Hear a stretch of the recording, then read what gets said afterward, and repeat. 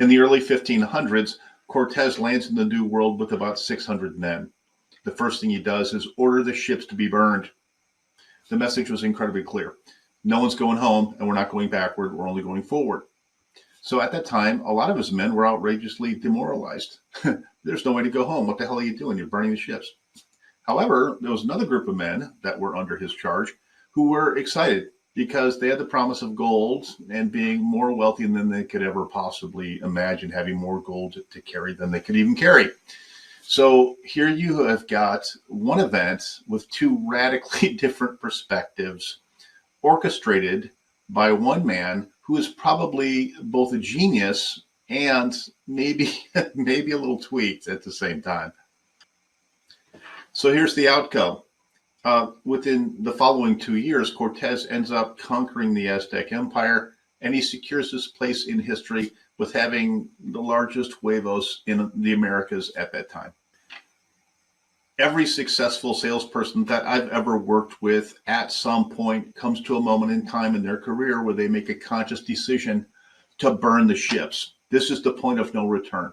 They're going to make some kind of a commitment to do whatever it is they have to do to be successful. Sometimes this means they've got to just let go of their ego. Sometimes they just have to learn that skill. Sometimes they have to reach out for help.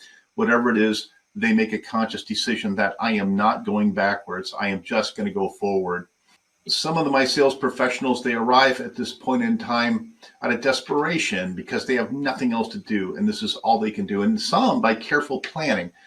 But the truth is, they all arrive, all successful salespeople arrive there for the exact same reason, and that is they let go of plan B. They let go of plan B and they start focusing only on plan A. The more you focus on plan B, the higher the likelihood is that plan B gets bigger and bigger and bigger until plan A goes away.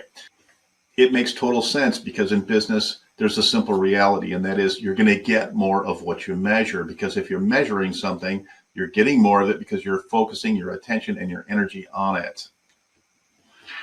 So I need to ask you a question. What are the ships in your professional life that need to be burned? Going all in should be more exciting than it is scary. But like so many other situations in sales, where is this dialogue happening? It's happening in your head. It's happening in your head. It has to do with your psychological staging.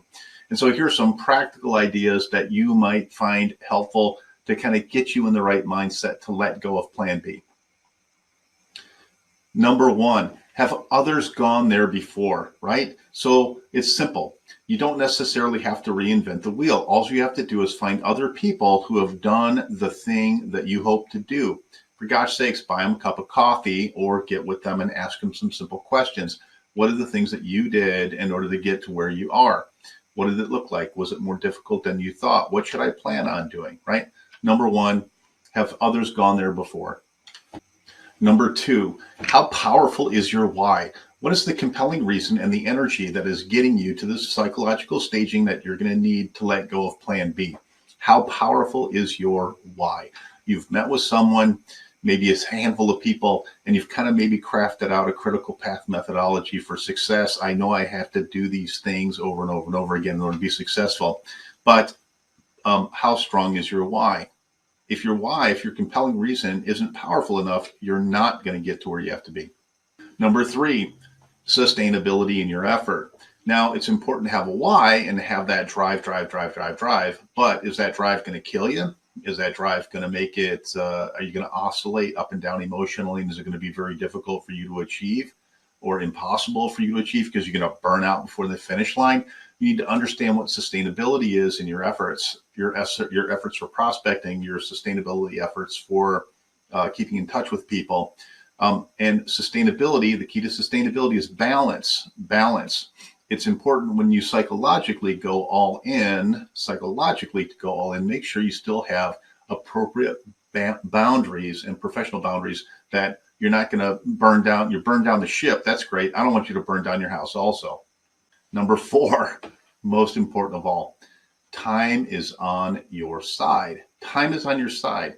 How in the heck is that possible when most of us live in a moment by moment environment where we're freaking out? I don't have enough time. Let me tell you what, time is absolutely on your side, because if you don't quit, If you don't quit, you're going to refine a process. You're going to become more efficient. You're going to be more sustainable.